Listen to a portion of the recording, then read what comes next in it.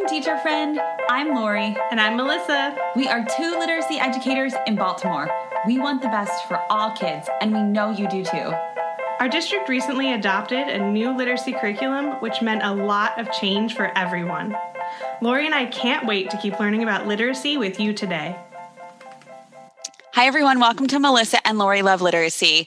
We are very excited for our two special guests today. Melissa, we've been wanting to focus on writing for a really long time, and we know that it's really hard to focus on writing without also talking about reading. But our two guests today are really experts in this area, and I wish my book is in the other room, but I wish I could hold it up right now in the camera because I told them that I wanted them to autograph it for me. And Melissa, I know you have your copy.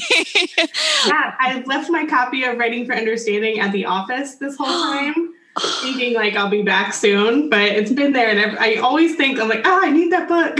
I need to just get another copy. Yeah. So now it's been at the office since the pandemic? Yeah, almost a year. Oh my gosh. I'll mail you one. Well, welcome, Diana Leddy and Joey Hawkins. We are very excited to have you. They are Joanna and Joanna. Wait, what am I saying? Diana and Joey. Diana. I was merging your names because your name is officially Joanna. Diana and Joey. People typically say our names all in one breath anyway, like it's one word, Diana and Joey, because we've worked together for so many years. You're like when celebrities date and they have those celebrity names. I'm getting tongue-tied because I feel like I'm meeting celebrities. Sort of like Abbott and Costello. That would be a more apt comparison. All right, I'll try again. Diana and Joey are here from the Vermont Writing Collaborative. So welcome. Diana, would you kick us off and introduce yourself? Sure. My name is Diana Leddy. I have spent most of my career teaching in Vermont, taught for over 25 years, all grade levels, K through 5. And most recently, I've been working as a consultant to support nonprofits, mostly in developing curriculum that will help all students to learn to write. Love that. And Joey, welcome. Share a little bit about yourself for our listeners. I'm Joey Hawkins. I also have been a public school teacher in Vermont for a very, very, very long time. The bulk of my experience was at middle school, sort of an integrated middle school program, which we were thrilled to be able to sort of engage in so deeply for so many years. Before that, I was a special ed teacher in Minnesota, in northern Minnesota, which really kind of helped inform where we finally ended up with the Vermont Writing Collaborative, in the sense of seeing what do you actually do for kids to make them be able to be competent in ways that all kids need to be competent in terms of reading and writing. So I think when we had the incredible good fortune to have the flexibility in the school we worked in Vermont to bring some of those forces to bear, it all sort of came together in ways that we think we learned a tremendous amount. We think that the kids benefited too. The last few years since I retired from public school teaching, I have also been working in sort of helping schools, helping some particular school districts, and working with kind of national curriculum. Yeah, so no small feat. You both are pretty busy, I bet. Yep. Oh, yes. Well, we're really interested to hear about the history of the Vermont Writing Collaborative, because what's really intriguing to me is that it's a group of fabulous teachers like yourselves. So would you mind sharing the history of the Vermont Writing Collaborative? Like, where did this come from, and what did it look like? We're really interested. Diana, do you want to start with that? Sure. We think of the Vermont Writing Collaborative as something like a small miracle.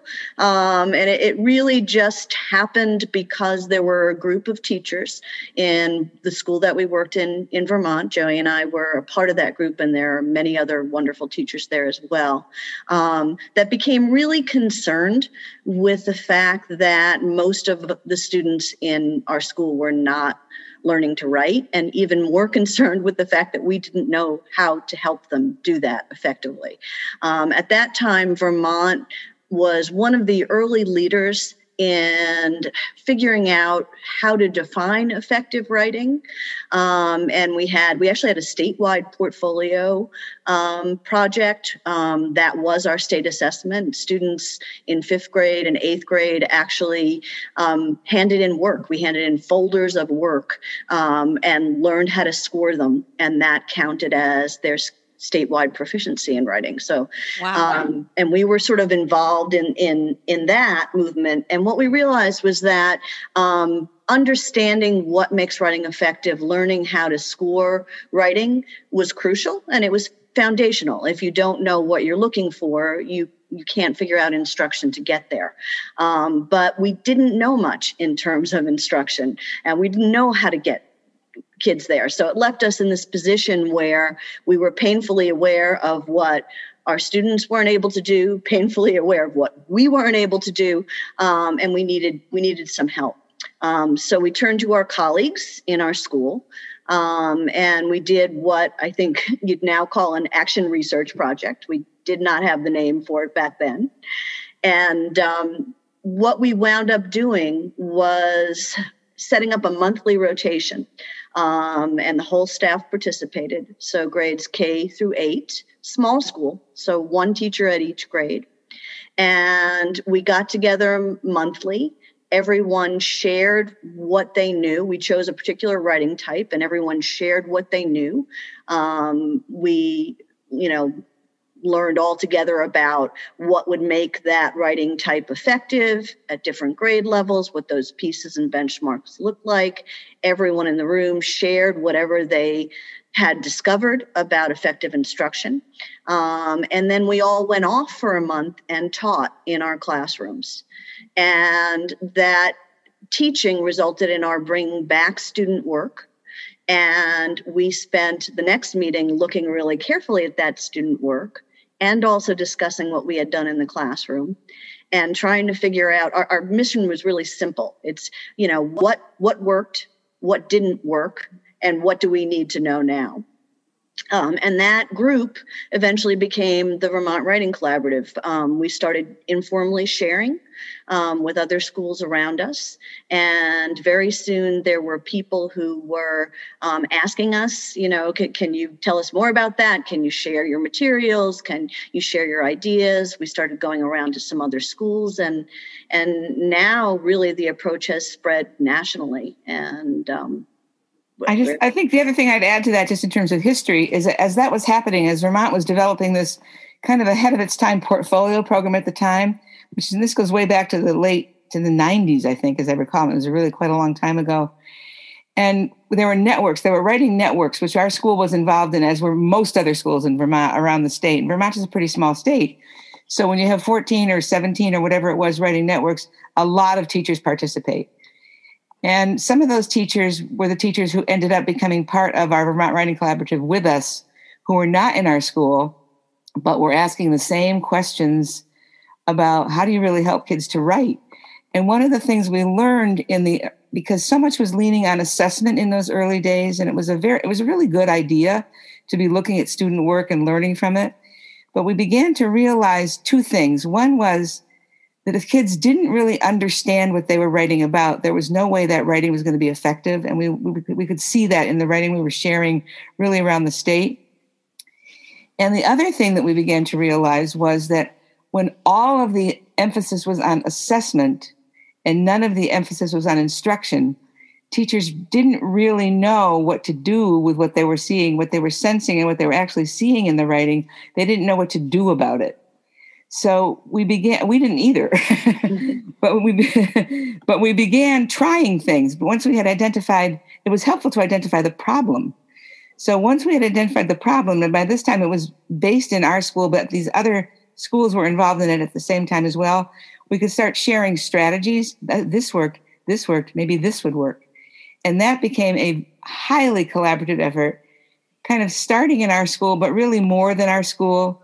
Because, and I attribute some of that to the fact that Vermont very fortunately had this kind of statewide ethos about sharing between schools. And it was a small enough state that we were able to do it. It's amazing. I love that. We were very lucky. We were very lucky. It sounds like the perfect scenario, right? The right place, the right time, the right people. Yeah. It's a once in a lifetime, right? It was very serendipitous. Yes. And I just love that. I mean, so often, at least in Baltimore for so long, we separated reading and writing.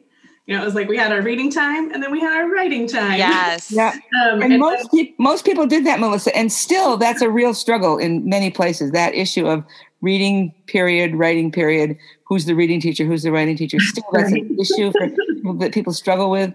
We had the incredible flexibility in our school and in the state as a whole to say, I'm not sure that's working. Let's try something else.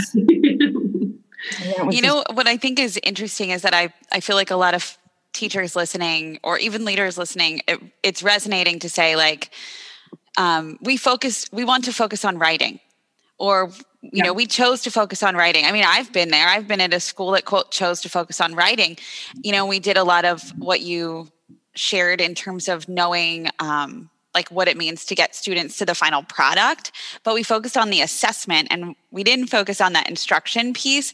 And we also didn't focus really on what they were reading in order to give them enough information in order to write about it. So they still lacked the knowledge to be able to articulate and what they understood. And in hindsight, in hearing you two talk and in reading, Writing for Understanding, that's really where we went wrong. And it was well intentioned and I think a step in the right direction, but it just didn't come full circle like yours did. So I'm really curious, if what the next thing was after that. Like, how did you come to where?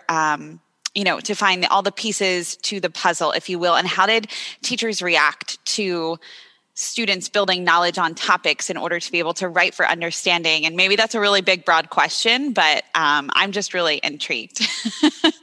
I'll take a stab at that for start, and then Diana, you can jump in. Sure. I would say that as soon as we identified it for ourselves and started trying things, that the teachers that we could immediately work with reacted very positively to it, because it was so clearly true to sort of see that students couldn't. A big piece of what was going wrong for students was that they didn't know what they were talking about. Another big piece was that they didn't know how to structure their writing. So those two kind of ways in to be thinking about writing were very evident, I think, once we could name them. I'll just tell you a little story about that happened in 2003. And the only reason I remember that is because it was the end of the Iraq War. It was the beginning of the Iraq War.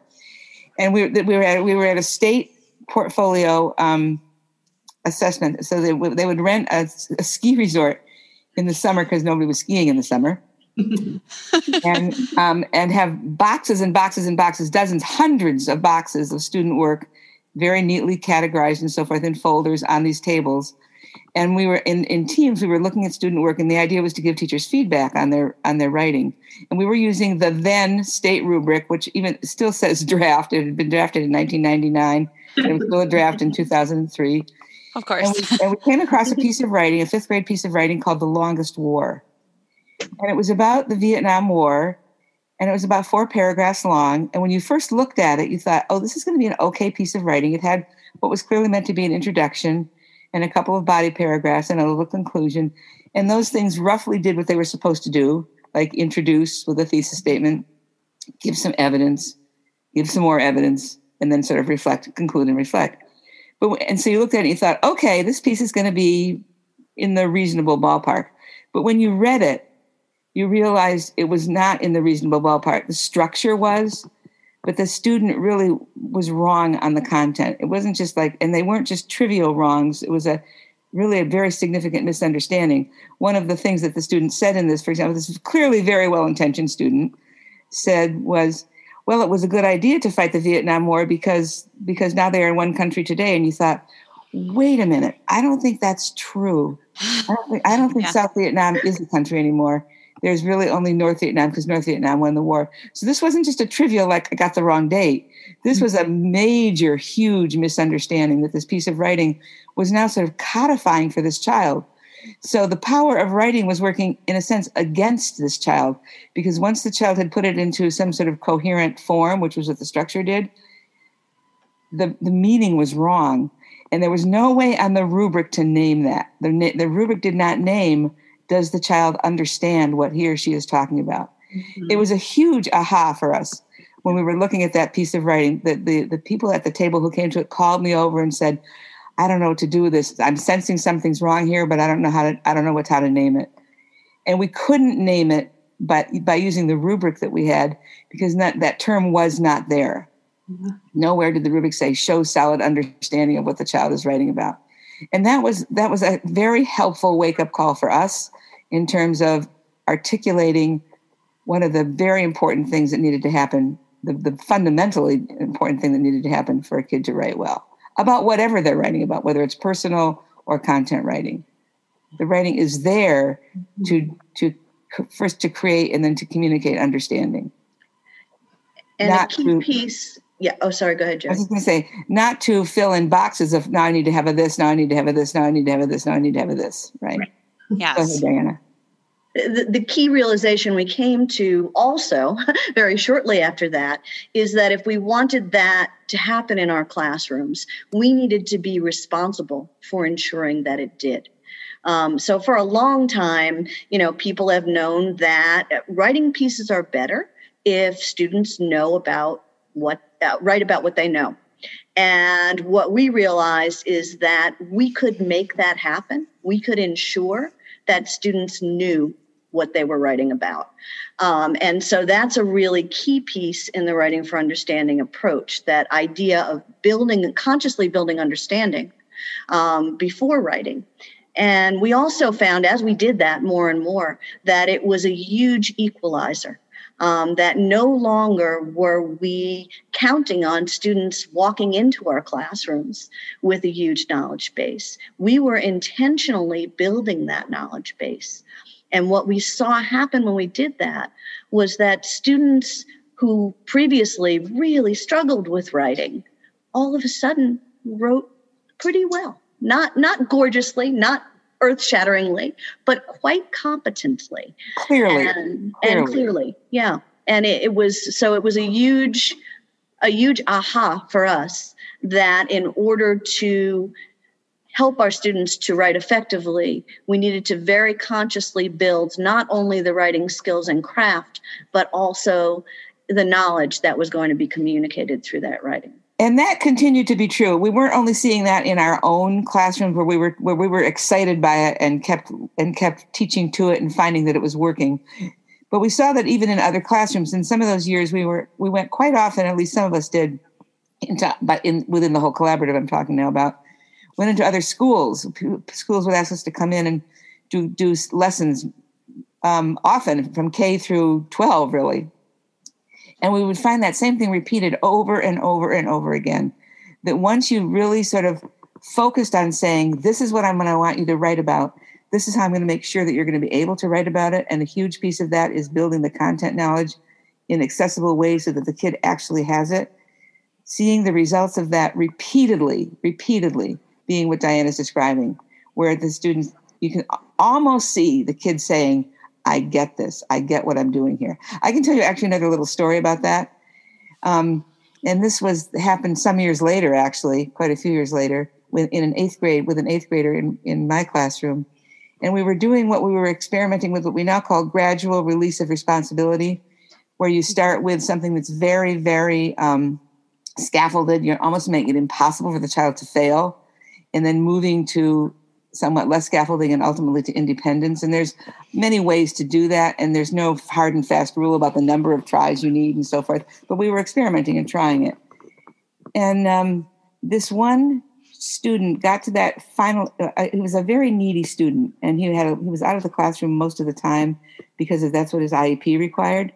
But I had asked the special ed teacher if it would be okay if he would stay in the classroom for these 6 or 8 weeks that we were doing this project, because we felt he would benefit from it and wanted to make sure he didn't miss it. Otherwise he would have been gone during that time.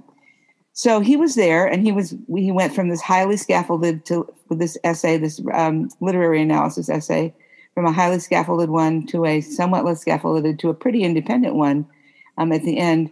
And he wrote that pretty independent one, not perfectly and probably not even proficiently, but into the ballpark. Like when you read it, you thought he knows what he's talking about. This essay is clear. The spelling is not great, but that wasn't our focus at that point. This child really knows what he's talking about. And I was thrilled and took it to the special ed teacher and said, look what this child did. And he read it and he said, well, he didn't write that. And I said, well, what makes you say that? And he said, well, his dad helps him a lot with his writing. He would have written that at home and his dad would have helped him. And I said, actually, he didn't have that option. I watched him write this in class. I watched what he did. In fact, what I watched him do was to sit down with the text, the short story that this was going to be writing about, look at the question, get out his model from the earlier piece that we had written that was similarly structured, put it next to him on his desk and then start to write.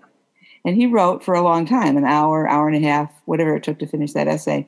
But he had to do it in class and he had to do it independently.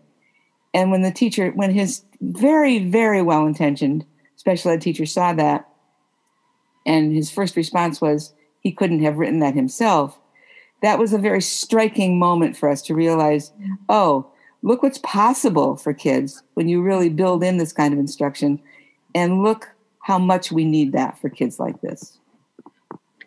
We get similar reactions often when we show sample pieces at workshops. Teachers will say, well, this student, couldn't have written this, because we purposely chose pieces done by students who usually struggle with writing. And often it's pretty apparent through the spelling and the handwriting, that writing does not come easily or naturally for this child. But teachers will often challenge us and say, well, how could this child know all these big words? And the answer is pretty simple. I'd say because we taught them. And that's really, really important. You need to teach that vocabulary. You need to teach that knowledge and understanding. And when we give students what they need, they can do things that are really quite unexpected and pretty amazing at times. Yeah. Melissa, do you have a question? I feel like you're... Well, I don't want to derail us too much, but your story, Joey, about the student with the Vietnam War essay, it really hit me because in Baltimore, this is just some data we have, over many years, we have about a third of our students who from third grade all the way through 11th grade just do not write on the state test. Like they get to that state test, they'll do the multiple choice for everything, but they just leave the writing blank, which breaks my heart. We have seen improvements with writing with wit and wisdom in classroom because of all the things that you guys are talking about with the instruction.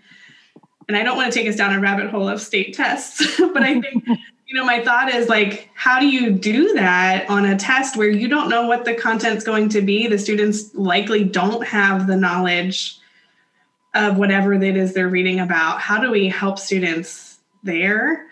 Or is it really just like testing is not what it should be? I can tell you another little story that might sort of address that. I'm not sure if it does, but you listen to it and tell me if it does. Some years after that Vietnam War, many years after that Vietnam War story, and even some years after that 8th grade special education student story, we were doing a state test. And it was it was the kneecap at that time, and kids who were on an IEP for reading were allowed to have somebody with them to read to them during the math portion of the test because they didn't want their inability to read make it impossible to measure what they could do in math. And I happened to have a student. I was just given a student to do that. And we had to go to another building because there wasn't enough space in our school for all these kids who needed accommodations. And we were sitting down and I said, okay, I can read to you this portion of this math portion, these math problems part of the test. And he said, no, you don't need to do that. I said, well, I can because that's on your IEP and it's okay to have that accommodation. So that's why we're doing this together. He says, no, he said, I know what to do. I just read this over and over and over again. And I figure out what all the words and I unpack it and I put it in my own words until I understand what it's saying. And then I can go ahead and do the math. And I said, okay. And I watched him do that. And that's exactly what he did. He did that because, and this is where I think the relevance is to your worry, Melissa, which is a genuine and real worry.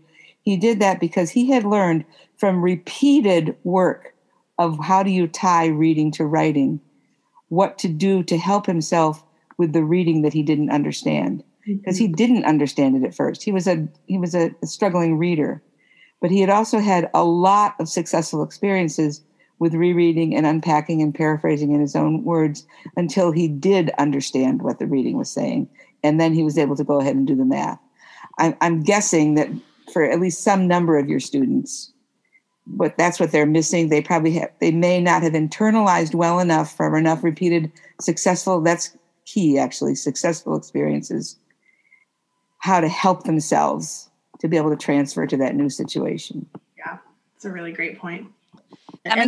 Sorry, Diana, go ahead. The test needs to provide the information, though, and sometimes they do and sometimes they don't. Right, sometimes it's a test problem. Yeah, the test needs to provide some reading information, something to read and a way for students to access that so that they can get that knowledge. But I think often you do wind up with scores on state tests that are not reflective of what students can do in the classroom in writing. And a huge part of that is that, there isn't an opportunity on the statewide assessment to adequately build that knowledge. And so students are at a loss. The other thing, though, I think is that by the time kids get to third or fourth grade, if a kid who has really struggled with knowledge at all, vocabulary at all, and so forth, that it takes a lot of repeated successful practice and some degree of gradual release that is successful for a kid to be able to sort of manage in an on-demand situation like that, to sort of figure out what to do. Right. That's what I was thinking, that they would have to have enough experiences with fluently, repeatedly reading complex texts. Successful experiences. Yeah. I can't name that enough. I think that one thing that we have sort of not realized, or at least not named well enough, is to say it's not just a question of practice. If the practice isn't yielding you successful understanding, that practice isn't necessarily very fruitful. Yeah. So it has to be successful practice. Joey, I think I want to say in our pre-call, you may have said this. I might have just said it in my head when you said something like that. I teach fitness classes, and I had an instructor say, or a teacher say, perfect practice makes perfect.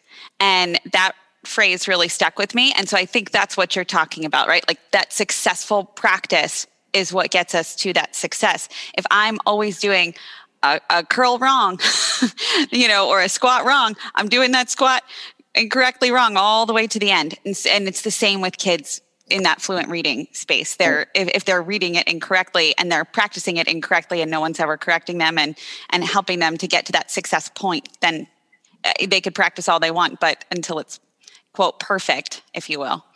Right. We're not getting them. I'm hoping that you all might be able to share, just in a quick snapshot, the tenets for writing for understanding, and really any research that you turned to, which I believe is knowledge building research, which is interesting because it wasn't so much writing research. So I'm curious about the key tenets for writing for understanding, and then the research that you turned to help guide you through supporting those tenets in your practice. Diana, why don't you start with that, the tenets? Sure. What we wound up with were, we think of them as 3 pillars of writing for understanding. And the first one is backward design. As we were saying, it's really important to know where you're going, both with the writing and with the knowledge building, and to really carefully plan instruction from those ends. So our approach is very, very much tied up with principles of understanding by design and other backward design principles. So, Joey, we sometimes call it the how do I get to Walmart principle. Like you don't just say, gosh, I'm going to go out in the car and hope I get to Walmart. You say, where's Walmart? And then you plan backwards from that. Exactly. And that's really crucial. So there's a lot of teacher planning that goes into this, and a lot of being able to envision that final goal, both in terms of what that final writing piece will look like, and also in terms of, what kind of knowledge needs to be built in order to get there. And then the second tenet, so the first is backward design. The second that we've been talking about is understanding, that there needs to be a lot of time. And one of the things that people say all the time when they plan a sequence like this is, it looks like we're doing so many things that are not actually writing. And that's true, because you need to spend a fair amount of time building knowledge and building craft before you write. And that building of understanding looks like kids talking to each other. It looks like kids reading complex text. It isn't acting things out. Exactly, acting things out. Younger kids, very actively working with knowledge and manipulating, their thoughts and talking to others. So, that takes a good chunk of time.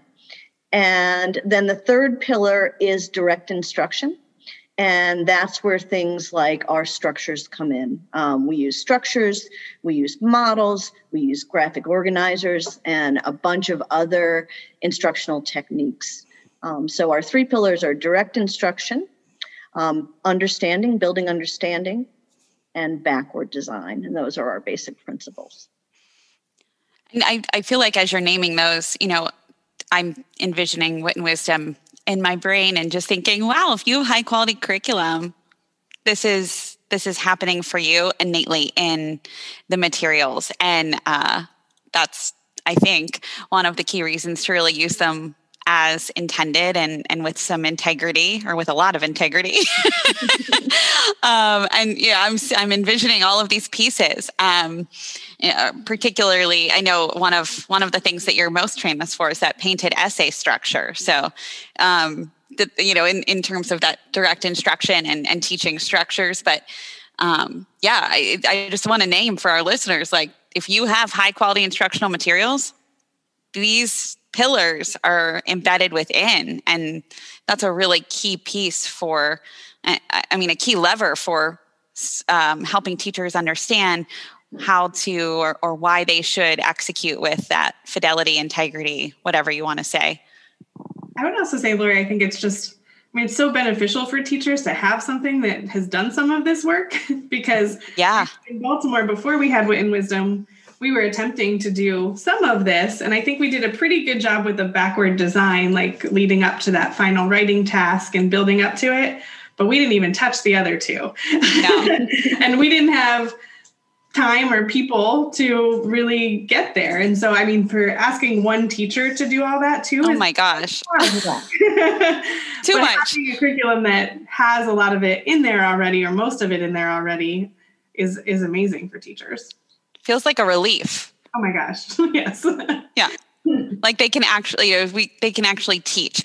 I know one of our future podcasts that we'll be putting out there, we're talking with the Right to Read Project, and they talk a lot. One of the foci for our podcast is elevating the teacher profession so that teachers can use these high quality materials to actually teach, and how incredible the spaces that we're working in right now to be able to do that. So that's a really good point, Melissa. I'm curious still about the research, because I know that was a really key point of interest when we did our pre-call, is that, we're like, what's the research on all of this writing stuff that you're doing? And you're like, we use knowledge building research. And that, I think, is just makes you all very special that you used that research. So tell us all about your evidence-based practice. I can talk about that a little bit, and then Diana, you can talk about it a little bit more. I think several things that we discovered, first of all, was that there was not a lot of research about teaching writing.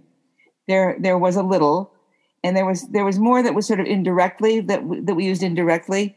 So I would say one of those is now very old, is the Vygotsky research, which goes way back, on the importance of oral language to build understanding. And that confirmed what we were seeing. We weren't doing it because we had done the research. We were trying things out to see what would work, and then went back into the research to say, why is this working? And that was a piece of it, was the Vygotsky theory and research on the huge importance and power of adequate oral language, because we were seeing that very same thing as well. The other piece, another piece of research that I think confirmed what we were seeing about structure, and you mentioned the painted essay, which is a key example of that. Not the only one, but a key one, a really key one, was some research that Steve Graham, I think he was then at Vanderbilt, I'm not sure where he is now, did on structures, the value of structures in writing. And he was talking not just about whole essay structures, but smaller, like paragraph structures, different types of structures. And he did some research which really confirmed the value of that in terms of helping kids to write. And that confirmed what we were seeing, that value of structure. So those two things, I think, were pretty important. A third one, which is a little more indirect, was from the National Research Council, and that was pretty old now, 2000. And I looked recently to see if they've updated it, and that's still kind of a gold standard bit of research that the National Research Council did. And that's really on what it takes for kids to internalize, to be able to go, what you were sort of talking about, Melissa. They can do it within a classroom, but maybe can't apply it in an assessment situation for a variety of reasons. And they did research on what it takes to the factors that need to be in place, one of which is practice, for kids to be able to internalize. So I think those three things, those three pieces or chunks of research helped us understand why what we were doing seemed to be working so well. Can you add to that, Diana? Yeah, I think what we're seeing now is a lot of more recent research on knowledge building. Right. And that feeds right into our premise that, we need to put a high emphasis on understanding. So work that's been done by Gina Cervetti, for example, that shows that when kids are working with sets of texts that are conceptually coherent, that reading comprehension increases, writing ability increases, vocabulary increases, and students' ability to approach new tasks, new literacy tasks, also goes up. So it's transferable. That whole emphasis, and I think that's one of the reasons why we were able to jump in with both feet once states started having new standards, because we had, in some sense, already done a lot of this work and stumbled on it ourselves. Early on, when states started adopting statewide standards, people were trying to figure out instructionally, what would this look like? And interestingly enough, we felt like we knew exactly what it would look like, because we had been doing it for a long time. And sure enough, when we started, doing things like submitting our lessons to be juried, and things like that, they won immediate approval. And they were very old lessons. They were lessons we had been doing for 10 years, and so we feel like we've had a lot of experience in ideas that are now more newly becoming popular. Yeah, I think that's pretty key. When we started, I just have the copy of this book right here, and I just looked up about the National Writing Project stuff, which was from 2006. They're at that time the most recent when we wrote this. And they were kind of walking up to saying, wow, knowledge really matters, never quite nailing that it matters. That nailing came later. And it's an interesting process because we were sort of discovering it in our own work. That Longest War piece that I told you about was seminal. I've often thought, thank you for that child who wrote that piece, because it was such a seminal piece of our own understanding. And people had been kind of intimating it or kind of recognizing it, only sort of recognizing it before that. So it took kind of naming it, I would say, which is what's happened since even in the last, I want to say, Cervetti wrote maybe 5 years ago, Diana? Yeah, 2016 or so. Yeah, it's something like that, right? And the knowledge gap and things like that have been much more recent. Hirsch was the person who wrote about knowledge for the longest, and his writing about the importance of knowledge goes way, way back. But his wasn't about knowledge and writing. His was really about knowledge and reading, understanding. So we had to kind of connect some of those dots, I would say, to say, if you're going to write about what you read, then how do we help you to read? And that sort of all came of a piece in connecting dots in terms of reading, knowledge, and writing. And it's interesting. I think one of the reasons why we don't have a lot of research on writing instruction, I was realizing that it's really only been a little bit more than a decade that there has been an acknowledgement that we can even define what effective writing might look like. So that in and of itself was a new idea, that we really grappled with in Vermont. And so if you look back at the history of research, people had trouble even saying, what would it look like if kids were successful here? So that makes it even harder to design a research project. And so we're seeing some of that now. We did one small project ourselves. Also, these projects are just, really difficult to organize and get a lot of data on. We did one research project for Writing for Understanding. Back a while ago, probably about 15 years ago, when we were. And that was with help from the state. That was when the state had a much more supportive network for making all these things happen than it was able to have later, because the whole funding mechanism changed. Yeah, we were developing the approach, and we wanted, a little bit of data to validate what we were seeing. So we paired with a place called Vermont Institutes, which at that time was a nonprofit supportive agency working with the state of Vermont. And they went into classrooms, 4th and 8th grade classrooms, and trained teachers in the Writing for Understanding approach. We picked 4th and 8th grade because that's where our statewide writing tests were given.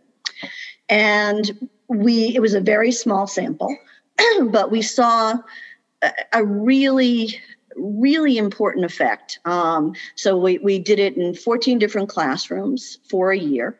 And compared the statewide scores of those students in those classrooms the year before and then after the Writing for Understanding instruction. All but one showed a significant increase in the number of students who were proficient. But what was more exciting to us was that in the classrooms where students began as the least efficient and proficient in writing, we saw the biggest gains. So there were 3 classrooms in particular where students, 20% or fewer of the students were proficient on the state test in writing. And we saw gains of, the smallest gain we saw was 10%, and the largest gain we saw was 65% more students achieving proficiency on the subsequent state test. And, to this day, that has been our goal, our focus. What can we do for those students who we struggle to reach? And for us, that very small study at least was some validation that we were able to reach students that really needed us. That's amazing. I'm so happy that that you connected that you thought to connect that research to writing, even though I'm happy that you didn't get discouraged and say there wasn't a lot of writing, research out there. So you turned to that knowledge building research and were able to draw connections out from there. One of the things that one of you shared in our pre-call is that the more you write about worthy texts, the more you're required to really intimately know that text, the more likely you are able to read other complex texts. Yeah. And that just really stood out to me. And I want to just briefly talk about the idea that a lot of kids are still being asked to write about topics that are disconnected to texts. And if we could just chat briefly about that, because obviously it's so important and it really is an equity issue, right? In order to have the kids write about the same topic. Melissa, I know you want to say something right now.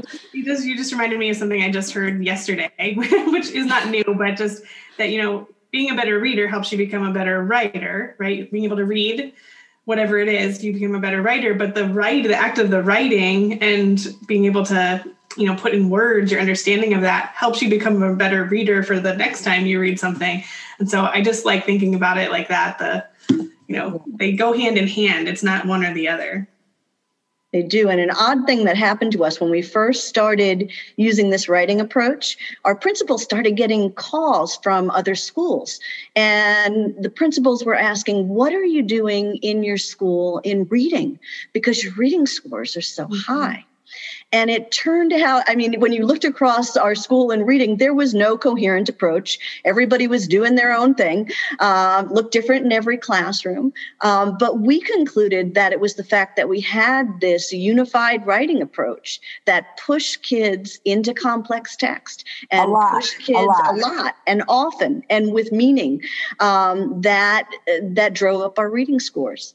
So I agree with you, Melissa. I love that. I love that you weren't afraid of the complex texts either. You know, you had a mighty team. when the term complex text entered the vernacular, which was about the time of the standards, the Common Core standards, we realized that was something they were naming something that we had been doing for quite some time by that time.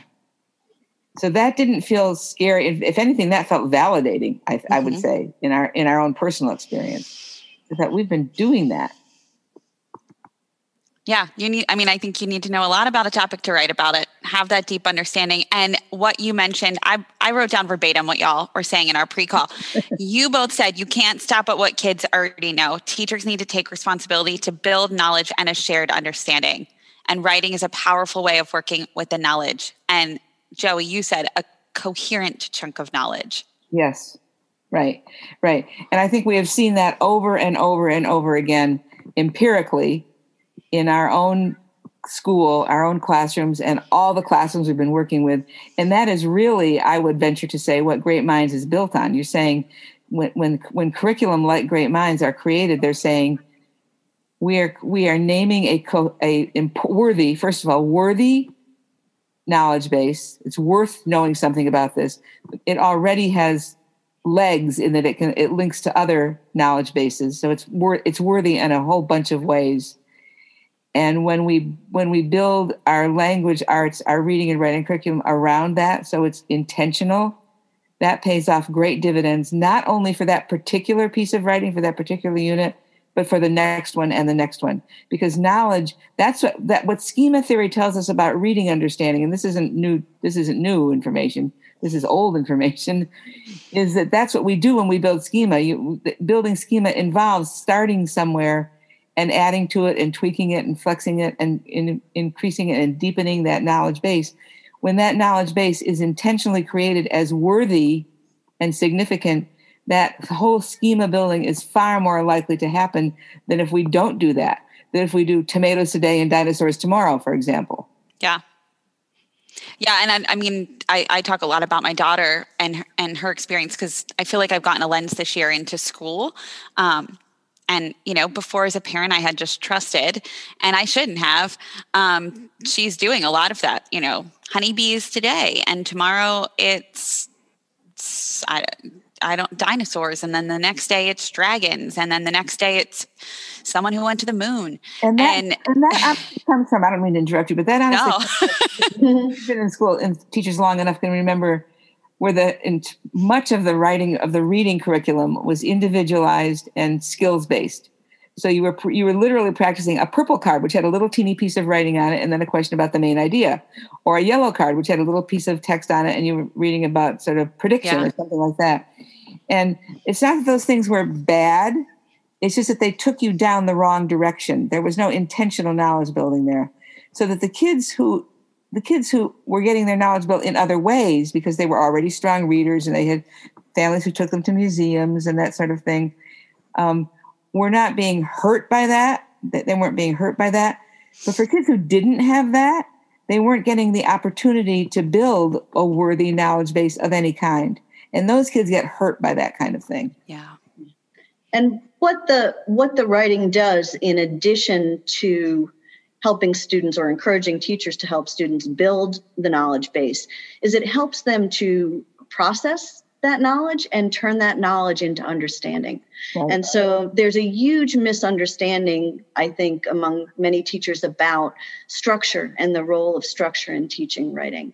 The importance of structure is that those structures push students to make sense of their thinking. They push them to to synthesize. And so the structures that we use are also, and the models are a way of building schema for writing. So you're building your conceptual schema of the knowledge, but you're also building a schema that helps you understand how do we process information and how do we communicate that information. And the structures and the models that we use help students to do both of those things, to turn knowledge into understanding. Yeah, and that's really hugely important and speaks to, first of all, the incredible need and strength of teaching structures to kids. Also hints at the limitations. If you teach only structure, if you think that structure is going to be the be-all and end-all, if I can only get the right graphic organizer, I'm home free. and there, it's tempting to think that for all kinds of reasons.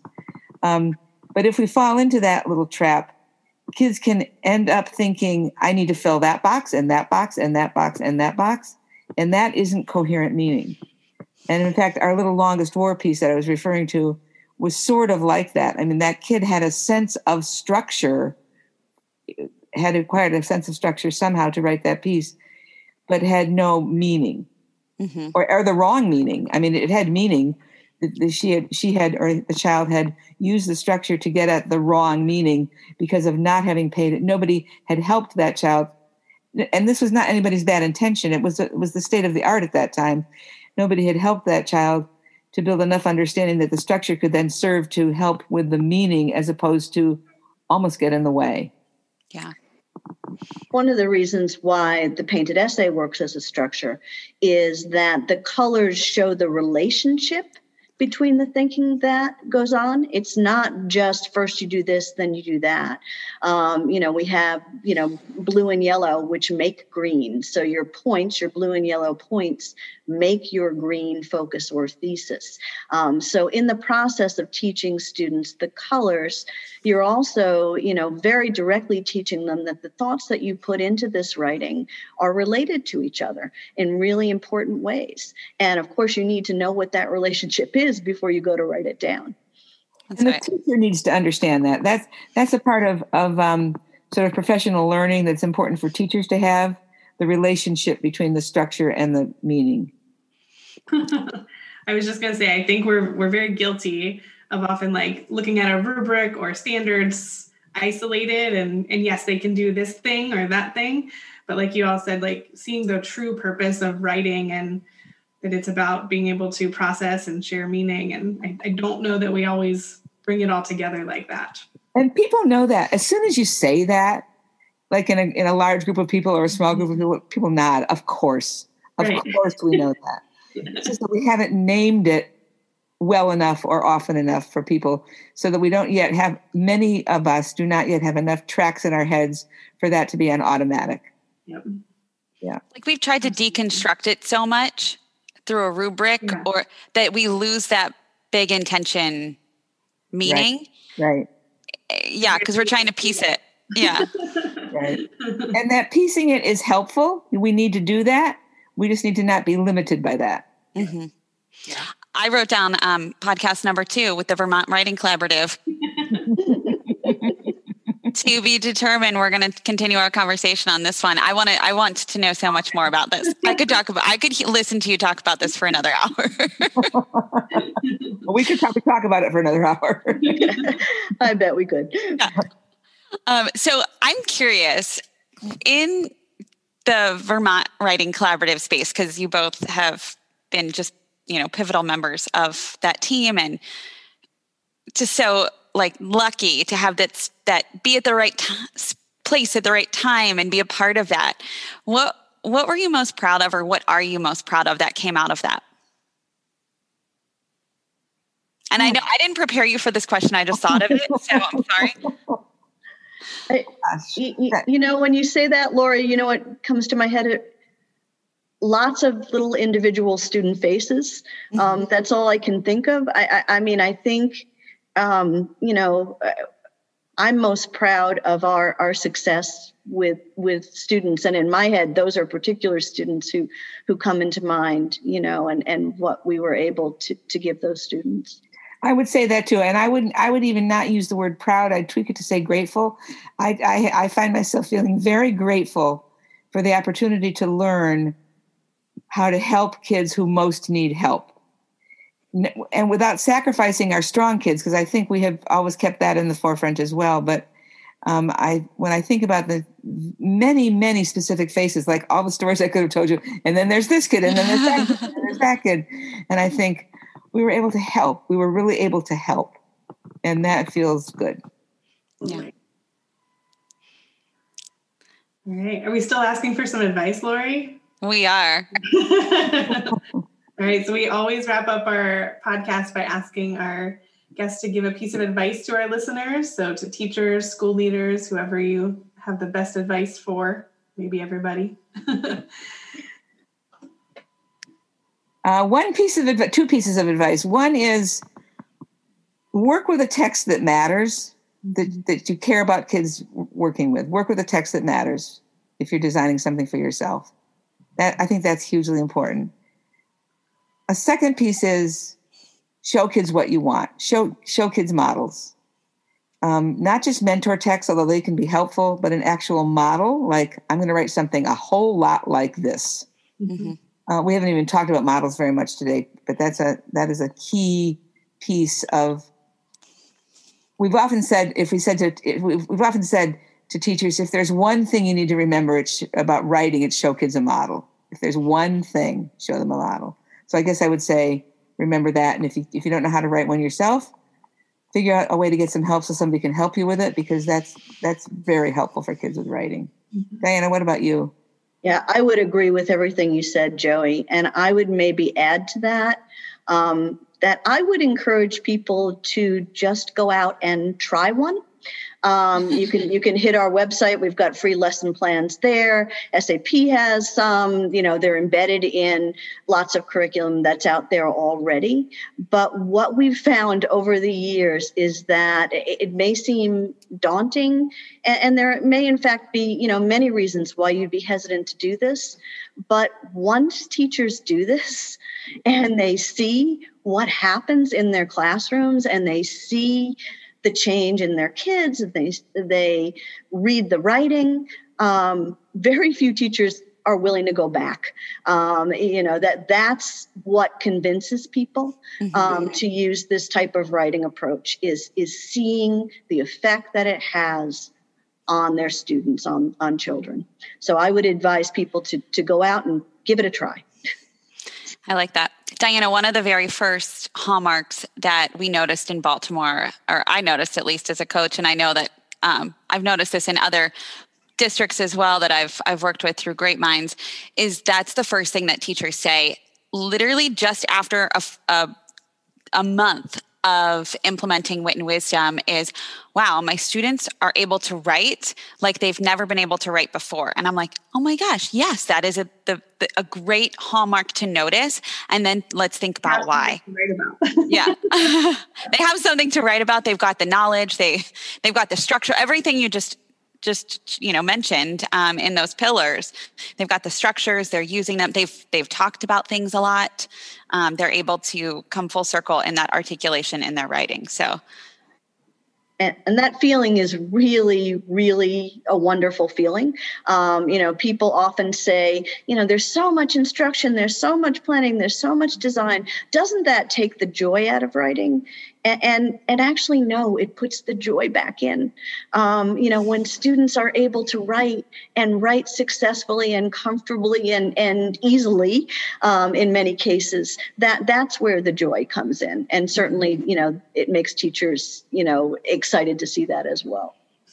Yeah, it even resonates with me as an adult. I remember being in high school and, being asked to write papers about topics that I didn't know enough about. And once we learned all of this research about knowledge building and how it connects to writing, I remember one of my aha moments at some point in time was thinking of myself as a high schooler and thinking, wow, when I sat down to write that paper, nothing flew out of your brain into your fingertips because you didn't have anything to write about. I didn't have enough knowledge to to write more than probably a paragraph. And so a 3 to 5 page paper was very daunting because I couldn't write about it. I didn't have anything to say, and so it's just, it seems very organic and natural. that would make a lot of sense, that we have a lot to write about. But I think every adult could probably reflect and that would resonate with them as well. Absolutely. I have a little piece I can just read to you sort of about that. This is from the book that I was. Do it. Yes, read aloud. And it's called Writing as a Set. It's this little chunk that says Writing as a Set of Transfer Skills. Several years ago, when we had begun to be highly intentional about writing for understanding instruction with our elementary and middle school students, we happened to run into one of our former students, now a 9th grader in high school. She had been a motivated, strong student. So when we asked her how high school was going, we were taken aback by her answer. She frowned. Well, she said, I just had to write a history paper, kind of what you were just talking about. That was hard. At first, I couldn't really do it. This was distressing to hear. Why not? We asked her. What didn't you know how to do? Oh, I knew how, she replied without hesitation. I just didn't know enough. I didn't understand the stuff. So I had to do that first. Then I could write it okay.